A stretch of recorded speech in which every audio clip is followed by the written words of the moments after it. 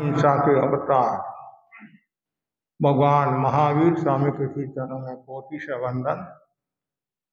युग प्रदान आचार्य श्री महासमुंद के श्री चरणों में कोटि से वंदन। मुनिवृंद, उपस्थित धर्म प्रेमी भाई बहनों, दैनिक प्रवचन के अंतर्गत आज का विषय है बोली में ही विष है और बोली में ही अमृत है। भगवान महावीर की वाणी है, ना पुट्ठो वागरे किंचे पुट्ठो वा नालियंगे कोहं असत्यं कुब्बे जा धारे जा पियमप्पियं धारे जा पियमप्पियं। प्रभु महावीर ने कहा, बिना बोलाए ना बोले, बोलाने पर असत्य न बोले, क्रोध को असफल करे, प्रिय अप्रिय को सहन करे।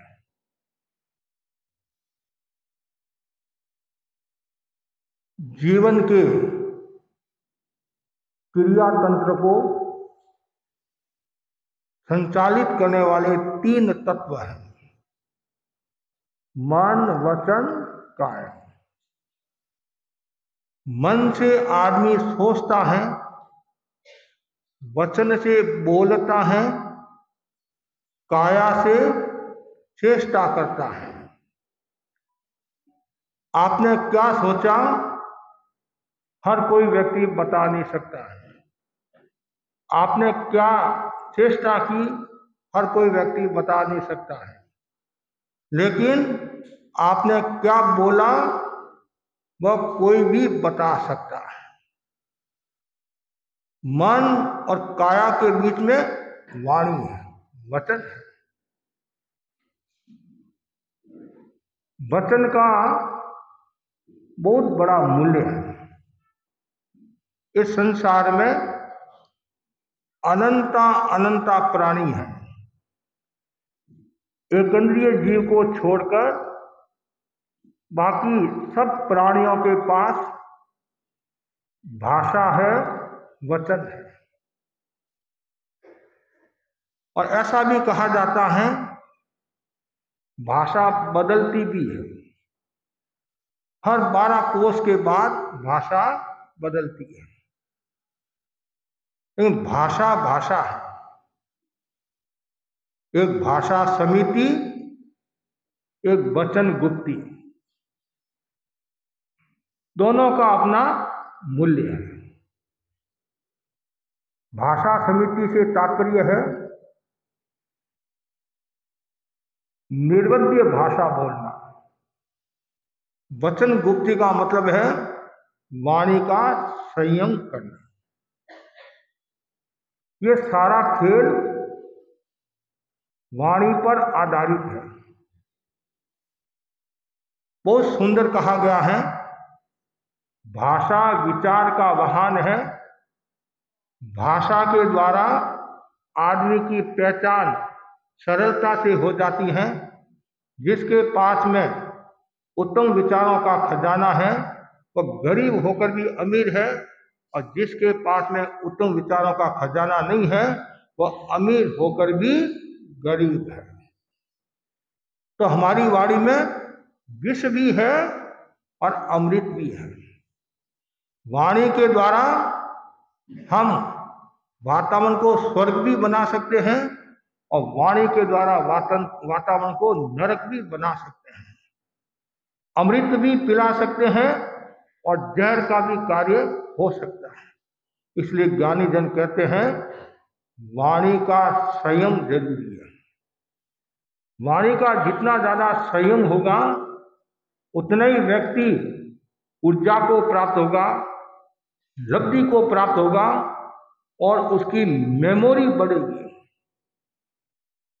और जो अनावश्यक बोलता है, बार बार बोलता रहता है, वाणी का विवेक नहीं रखता है, तो समझना चाहिए वो दुर्गति को निमंत्रण दे रहा है और वातावरण को कलुषित करा है, कलह गैर भाव को बढ़ा रहा है। तो हमें ये जीभ मिली है, ये किसी की निंदा करने के लिए नहीं मिली है।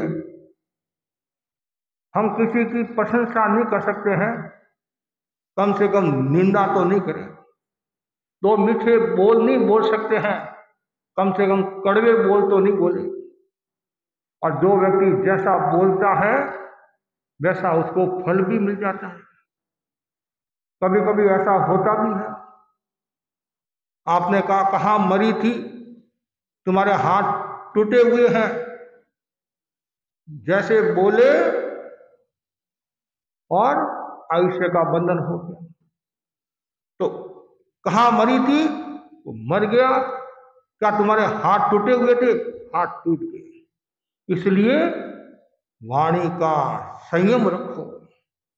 घर में जो कलह होता है, असमाधि होती है, तलाक की बात आती है, परिवार से अलग होने की बात आती है, उसमें एक बड़ा कारण है वाणी का अविवेक। वाणी का अविवेक के कारण न जाने कितने महाभारत हो गए। उस महाभारत को तो आप लोगों ने देखा या नहीं देखा, इस अवस्था में तो नहीं देखा, कोई टीवी के माध्यम से देख लिया, लेकिन घर घर में महाभारत है। कितने केस हमारे सामने आ रहे हैं, कुछ न कुछ कि महाराज इसको समझाओ, इसको समझाओ, इसको समझाओ, ये ऐसा बोल रहा है, ये ऐसा बोल रहा है, ये ऐसा बोल रहा है, इसके वाणी में संयम नहीं है। प्रश्न खड़ा होता है ये वातावरण ऐसा दूषित क्यों होता है? कई कारण है। मोहनीय कारण, कषाय के कारण,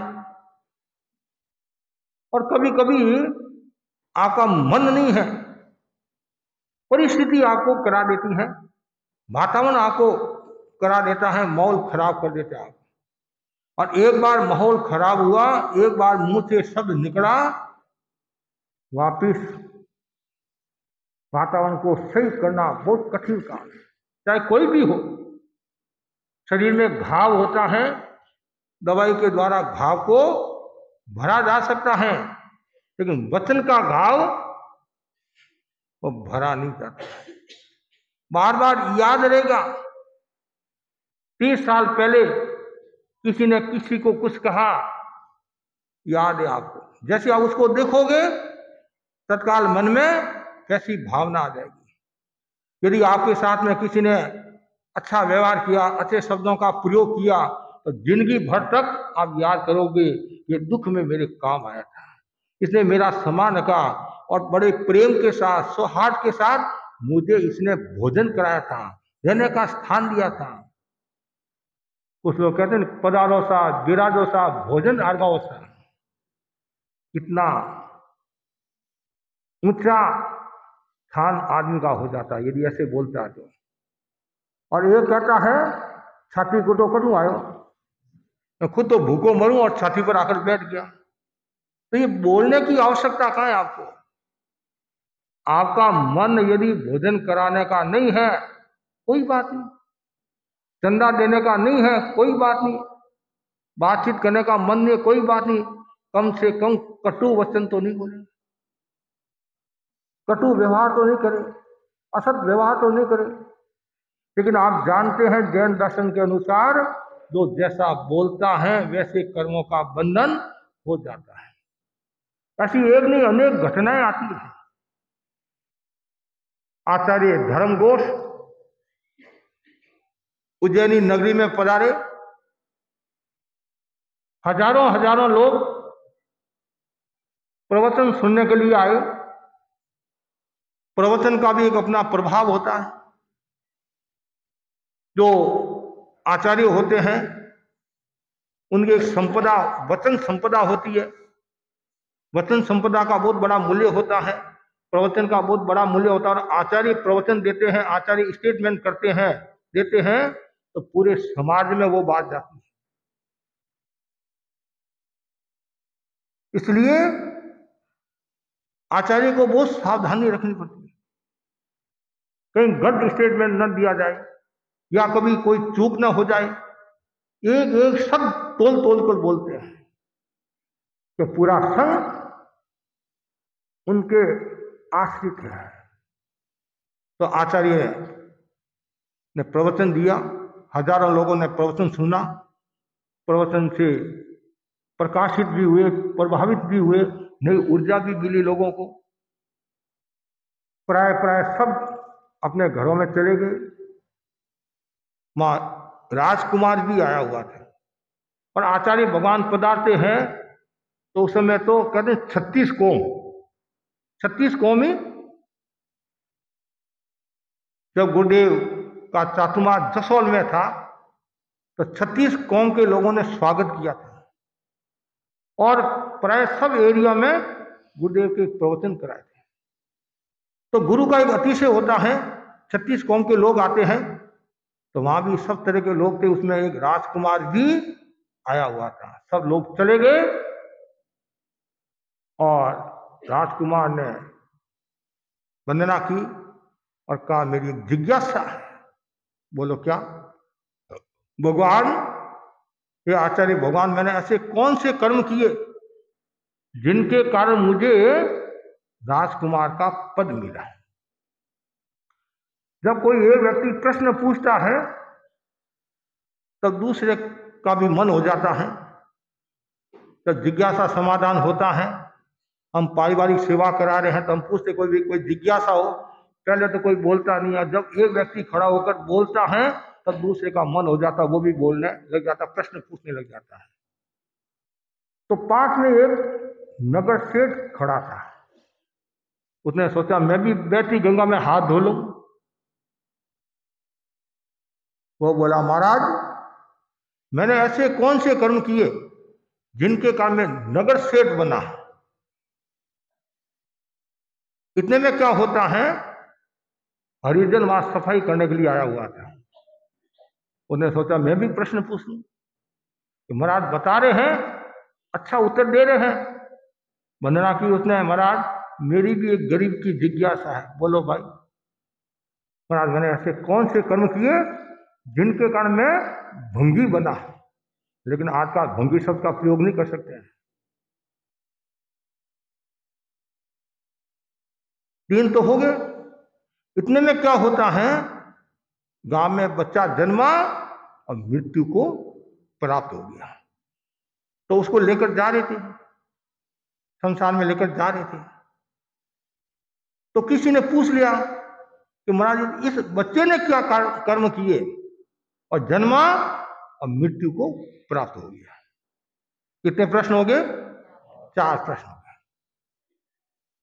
आचार्य ने अपने ज्ञान बल से बताया, सुनो भाइयों, ये चारों ही पूर्व भव में मित्र थे, चारों ही पूर्व भव में दोस्त थे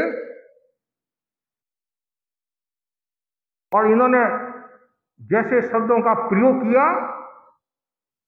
वैसे इनको फल मिल गया। और उत्सुकता, तो भगवान ऐसे क्या शब्द बोले? ये चारों ही दोस्त पिकनिक मनाने के लिए जंगल में गए और घूमने के बाद में वृक्ष के नीचे बैठे भोजन करने की तैयारी कर रहे थे। इतने में क्या होता है, मांस खमन की तपस्या का पारना मुनिराज के था और मुनिराज झोली लेकर आ रहे थे और वृक्ष के नीचे, दूसरे वृक्ष के नीचे बैठकर आहार की तैयारी कर रहे थे, पारना की तैयारी कर रहे थे। जैसे ही इन चारों ने मुनि को देखा और उनमें जो ये राजकुमार है इसको अत्यधिक प्रसन्नता हुई, इतनी प्रसन्नता हुई, इतनी प्रसन्नता हुई, आज मेरा सौभाग्य, भाग्य सर्वोदय हो गया, आत्मोदय हो गया। मुनिराज जंगल में और दर्शन का सौभाग्य प्राप्त, और कहते हैं जंगल में मंगल। मुनिराज की आज पारना लग रहा है। आप कहेंगे कैसे पता चलता है? तपस्या से पता चल जाता है। चेहरे से पता चल जाता है, उपवास है, बेला है, बड़ी तपस्या है, सामान्य से पता चल जाता है। और वो भागता भागता क्रिया समिति पूर्वक, कहीं हरियाली न लग जाए, सचित वस्तु टच न हो जाए, आया। उसने विधिवत वंदना की। वंदना करने के बाद ने शिक्षाता पूछी, परिचय किया कि महाराज आज तो मेरा सौभाग्य है, आज सूरज उदित हुआ है। सूरज तो रोजाना उदित होता है, लेकिन आज सोने का सूरज उदित हुआ है। जब हम आपके घरों में गोत्री आते हैं, अचानक आते हैं, तो और ज्यादा खुशी होती है कि मरा जाए, मरा जाए, मरा जाए। और कभी कभी बहने ये भी कहती, महाराज पहले सूचना दे दो तो अच्छा रहेगा, नहीं तो आपको खाली जाना पड़ता है, हमारे को भी अफसोस होता है। लेकिन विवेक, विवेक, विवेक। अब मुनिराज मेरे सूचता भोजन है, कृपा कराओ, तारो तारो तारो, बार बार व्रत निभ जाओ।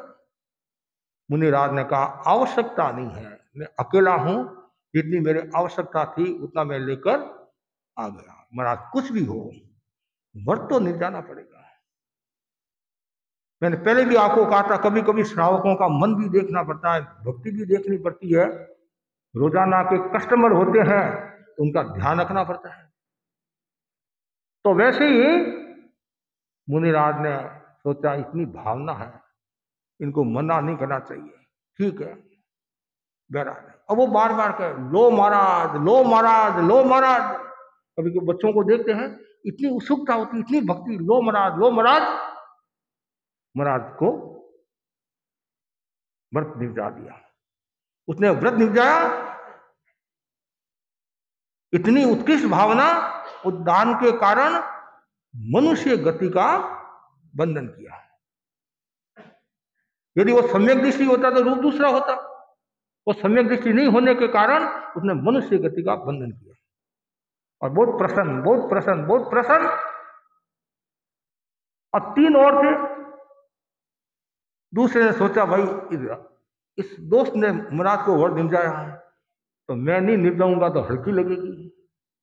तो वो बोला लोसा लोसा लोसा, मतलब पहले से दूसरे की थोड़ी कम मतलब भावना, लोसा लोसा लोसा। तो महाराज ने व्रत निपजाया। अब तीसरे ने सोचा मैं खुद तो भूखा मरा हूं और पूरा भोजन नहीं, अब ये आ गया, देना तो पड़ेगा। अब वो बोला ले भंगी, जा ले भंगी। ऐसे भंगी शब्द बोलकर उसने दान दिया, लेकिन दान के कारण मनुष्य गति का बंधन किया। चौथे ने सोचा गजब हो गया, भोजन तो थोड़ा है, ये और आ गया, मेरे खुद के प्राण निकल रहे हैं, अब देना तो पड़ेगा, नहीं तो हल्की लगेगी। वो बोला ले जा मर, ले जा मर।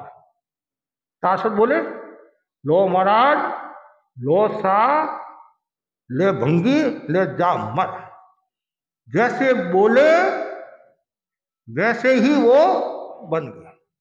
दान के कारण मनुष्य गति का बंधन किया, और साथ में जैसा व्यवहार, जैसे शब्दों का प्रयोग किया, वैसे वो बन गए। पहला क्या बोला लो महाराज, तो आचार्य का हे राजकुमार, तुम बोला लो महाराज, तुम महाराजा बन गया। महाराजा बोलते हैं राजा महाराजा। दूसरा बोला लो शाह, ये सेठ बन गया। मारवाड़ में बोलते हैं शाह, सेठ को बोलते शाह, नगर सेठ ऐसे। और तीसरा बोला भंगी, तो ये भंगी बन गया। चौथा बोला ले जा मर, ये जन्मा और मृत्यु को प्राप्त हो गया। ये एक कहानी है, प्रेरणा देने वाली है कि आदमी जैसा बोलता है वैसा परिणाम आ जाता है। वाणी में अमृत भी है, विष भी है। 2 के वाणी में अमृत था और 2 के वाणी में विष था। इसलिए बार बार कहा जाता है जब भी बोलने का प्रसंग आए सोच विचार कर बोलना चाहिए। इसलिए कहा भी गया है मत बोलो बिगर विचारो जी, मत बोलो हो मतलब में मतवारो जी, मत बोलो बिगर विचारे जी, मत बोलो बिगर जीभ झरे मेरी जीभ झरे, हाँ जीभ झरे, को वचनों से जीवन उगड़े, हाँ को वचनों से जीवन उगड़े, अपमानित होवे जग सारे, ये मत बोलो बिगर विचार, ये मत बोलो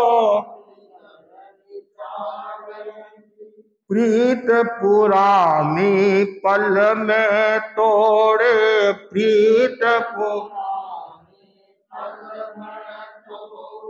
क्यों तुम बांधे कर्म बघारे, क्यों तुम बांधे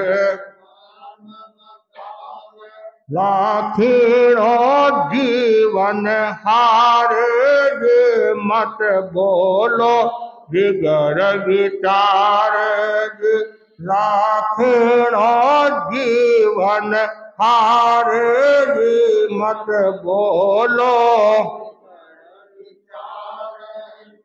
जीवा का संयम कर लो जी, जीवा का संयम,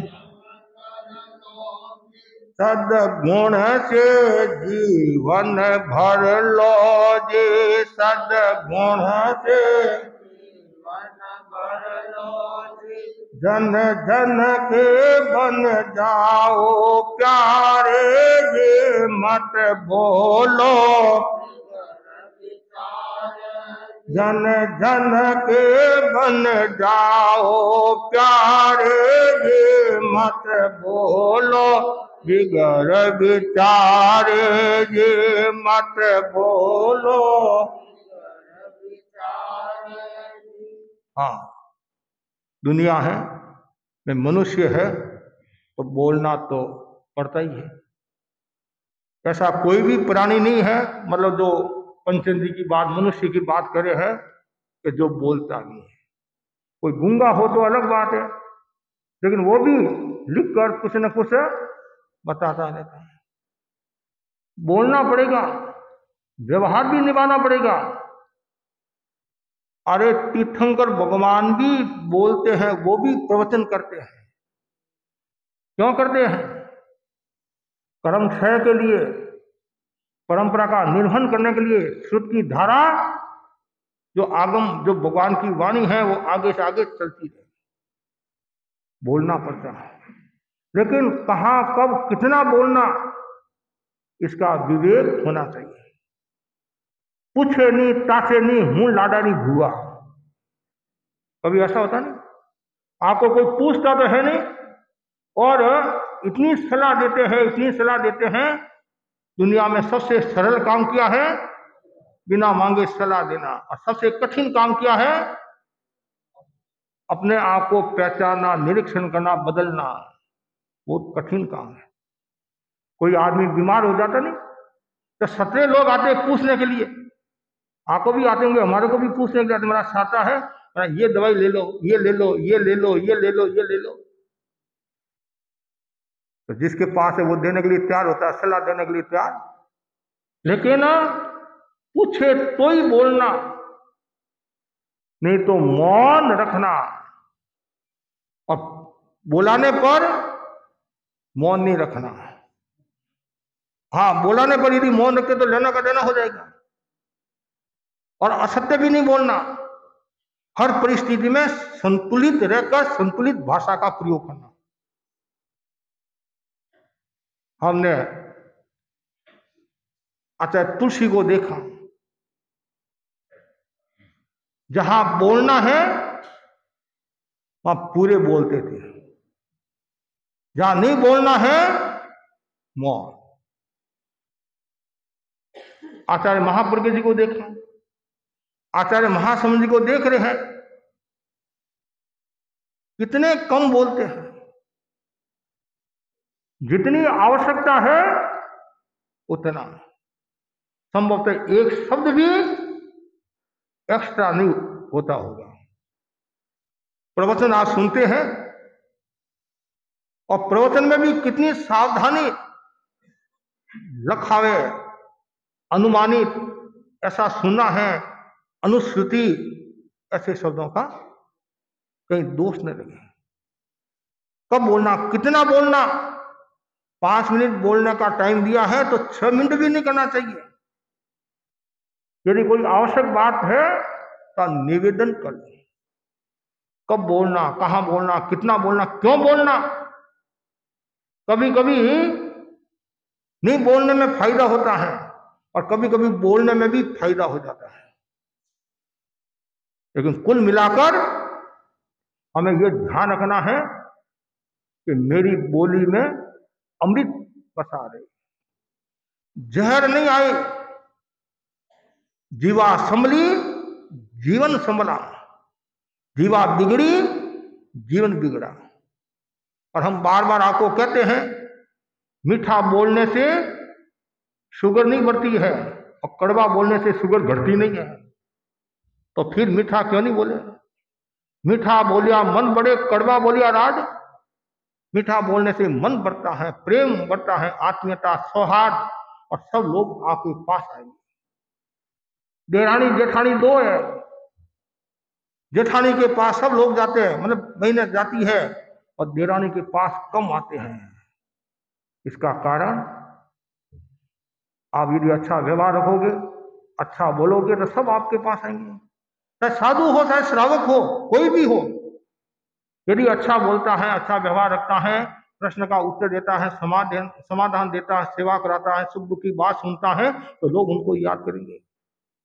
हमारे अनेक ऐसे साधु साधियां हैं तो आज भी लोग उनको याद करते हैं। साधी भट्टू जी सदाशहर की थी, तमिलनाडु में लगातार उन्होंने 5 चातुर्मास किए थे संभवतः, छोटे छोटे गांवों के अंदर। और दक्षिण की मां कहते थे, दक्षिण की मां। किस प्रकार उन्होंने संस्कार दिए, कितनी मीठी बोलती थी। जैसा मैंने सुना, वो इतने पढ़े लिखे नहीं थे, आचार्य महास्वामी जी ने फरमाया, लेकिन उनका व्यवहार, बोली चाली और बातों में इतनी निपुणता थी। कभी कभी क्या होता है, प्रवचनकार पीछे रह जाता है, अच्छा बोलने वाला आगे आ जाता है। वाणी का खेल है सारा। वाणी और पानी कहते नहीं, वाणी का भी संयम जरूरी है, पानी का भी संयम जरूरी है। पानी का संयम रखोगे तो बाह्य गंदगी नहीं होगी, रोग नहीं होगा। और वाणी का संयम रखोगे तो आंतरिक रोग नहीं होगा, गंदगी नहीं होगी। बीमारी का एक कारण जो नकारात्मक भाव आता नहीं, वो किसके कारण आता है, वाणी के कारण। हमारी जो वाणी है वो शिष्ट होनी चाहिए, मिष्ट कहते हैं, शिष्ट, मिष्ट और इष्ट, ये शब्द आते हैं। शिष्ट, मिष्ट और इष्ट, तब आनंद आएगा। और भाषा की कसौटियां भी बताइए। हमारी जो भाषा है संयम वाली होनी चाहिए, प्रिय भाषा होनी चाहिए, और सत्य में भी प्रिय सत्य। कुछ लोग कहते हैं, महाराज हम तो खरे खरे बोलने वाले हैं। कहते खरे खरे बोलने वाले हैं तो खरे खरे सुनने के लिए भी तैयार हो कि नहीं हो, तब तो कोई प्रॉब्लम नहीं है कि मैं सुनने के लिए तैयार हूं, मेरी गलती मुझे बताओ और मैं भी आपको बता रहा हूं। लेकिन आज के युग में जो ज्यादा खरी बात सुनाता है तो परिवार वाले भी उनसे दूर हो जाते हैं, और हाँ में हाँ मिलाता रहता है। और आज का जो युग है वो चाटुकारिता का युग है, कहते हैं चाटुकारिता का। लेकिन यथार्थ भाषा का प्रयोग करना, और यदि सही बात है तो सचोट समाज के सामने रखनी चाहिए। नहीं तो समाज को कैसे पता चलेगा, परिवार को कैसे पता चलेगा, हमारे को कैसे पता चलेगा, हमारी आंखें कब खुलेगी। आप खाली हमारी प्रशंसा ही प्रशंसा करते रहते हैं और अवगुण को दबाते रहते हैं, कभी कभी विस्फोट हो जाता, लेना का देना हो जाता है। लेकिन शालीनता, कहना भी है शालीनता के साथ, सुनो भी शालीनता के साथ। तो इष्ट मिष्ट, इष्ट जो भाषा होती है, शिष्ट उसका बहुत मूल्य होता है। तो हमारी भाषा में मधुरता रहे, जो काम पैसों से नहीं होता है वो दो मीठे बोल से हो जाता है। अब कहते हैं मीठा भोजन, वो कहावत है नहीं, दो बातें याद रहती हैं, एक तो आपने भोजन कराया और एक आपने मार खाई, है नहीं। मार खाई तो जिंदगी भर तक आपको याद रहेगी, और आपने किसी ने आपको मीठा भोजन कराया, मतलब अच्छा भोजन कराया नहीं, अच्छो भोजन और अच्छो कुटियोड़ कहते नहीं, याद रहता है। तमिलनाडु में एक गांव है तिंडीवनम, तिंडीवनम गांव है। वहां एक जैन श्रावक थे, आचलिया थे बोला चंपाला जी, हीराचंद जी नाम था उनका, और वहां तमिलनाडु का मुख्यमंत्री उस गांव में सभा के लिए आया। उसने सभा की, और सभा करने के बाद का मुझे अच्छा भोजन करना है, अर्थात नॉनवेज नहीं, मतलब अच्छा भोजन। अच्छा भोजन कहाँ मिल सकता है, अन्य घरों में तो मिलना मुश्किल। तो किसी ने कहा हमारे यहाँ सेठ है हीराचंद जी, वहां आपको अच्छा भोजन मिल सकता है। तो वो वहां उनके यहाँ गए, भोजन कराया, बहुत खुश हुए, प्रसन्न हुए उनके व्यवहार से, बातचीत से, आदि से। और कोई भी घर पर मेहमान आता है तो आप मन से खातिरी करते हैं। वर्तमान में रूप थोड़ा दूसरा हो गया, वह अलग बात है, अलग बात हो गया। पहले तो ऐसा कहा जाता मेहमान आए भोजन करे, मेहमान आए भोजन करे। अब सोचते हैं मेहमान जाए भोजन करे, समय समय की बात। और एक जगह की बात है कि हम आजकल तो पहले कहना पड़ता है कि हम 5 आ रहे हैं, 4 आ रहे हैं, 3 आ रहे हैं, कि हम आ रहे हैं। तो उसको पता चला बाई को कि आ रहे हैं, बेचारे वो आगे बाई ने पहले घर के ताला लगाकर और कहीं चली गई, ऐसा भी होता है। तो उन्होंने खूब ठाट बाट के साथ भोजन कराया, अच्छी बातचीत की, और वो इतने खुश हुए, इतने प्रसन्न हुए मुख्यमंत्री जी, तो बोलो कोई मांग हो। मेरे तो कोई मांग नहीं है, मेरा नैतिक कर्तव्य है, आप मेरे द्वार पर आए हो, मेरे घर पर आए हैं, तो मेरा व्यवहार, मेरा भोजन ये आपके सामने। 10 दिन के बाद में उनके पास में एक लेटर आता है, आपको राज्यसभा का मेंबर बनाया जा रहा है, और कुछ नहीं करना है आपको, हिंदी में हिंदी का विरोध करना है, हिंदी में हिंदी का विरोध। तमिलनाडु में हिंदी का विरोध चलता है। आपको आश्चर्य होगा, उनकी बोली और व्यवहार के कारण 34 साल तक नगर पालिका के वो चेयरमैन, अध्यक्ष रहे करीबन। उनको कोई हटा नहीं सकता, इतना उनका प्रभाव। अब उनको हटाना, ऐसे तो हटा नहीं सकते हैं, फिर ये शेड्यूल कास्ट की सीट लाकर, आरक्षण रिजर्व लाकर फिर उनको हटाया। जब उनका स्वर्गवास हुआ, जो दाह संस्कार में जो लोग आए, देखते रहे ये भाषा का, व्यवहार का मूल्य है। तो इसलिए भाषा में कंजूसी नहीं, मीठा बोलने में कौन से पैसे लगते हैं। अरे आप मीठा बोलोगे तो ऊर्जा का ऊर्जारोहण होगा, चेतना का ऊर्जारोहण होगा। और आप यदि गलत बोलोगे, विष भरी वाणी बोलोगे, तो चेतना का पतन होगा, दुर्गति की ओर जाओगे। ऐसे भी उदाहरण आते हैं, मतलब ऐसे ऐसे शब्दों का प्रयोग हुआ, उसका क्या परिणाम आया। और बार बार आप सुनते भी है नहीं, बीरबल और बादशाह की घटना सुनते हैं। क्या शब्द का, तुरकनी शब्द का नहीं, खाया पिया जैद हो गया। कागला कोयल दोनों एक ही रंग के हैं, काला काला किशन जी, धोला धोला मकन जी, कहते नहीं, दोनों एक ही रंग के हैं, दोनों में रात दिन का अंतर है। भाई मारा रंग तो रंग नील, राय गुणारी जोड़ी, कागा कोयल एक ही रंग राधे,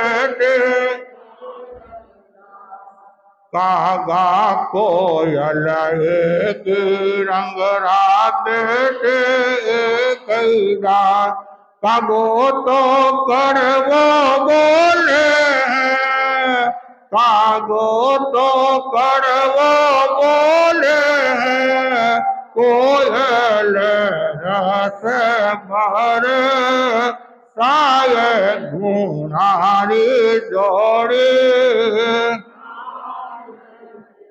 भाई मारा रंग तो रंग मिले जाए घोड़ारी जोड़ी।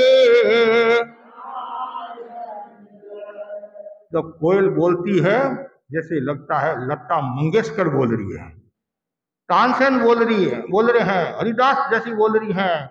और जब कागड़ा बोलता है जैसे गांगला तेली बोल रहा है। और जब कोयल बोलती है तो वंस मोर बोलते नहीं, कोई भी अच्छा गीत गाता है वंस मोर, और अच्छा गीत नहीं गाता है ओम आरम करके बैठा देते हैं। तो सामने वाला तो ये सोचता है ओम आरम किया मतलब मैं बहुत सुंदर बोल रहा हूं, और कोई ये सोचते हैं बैठ जाए तो अच्छा है। तो सारा खेल वाणी का है।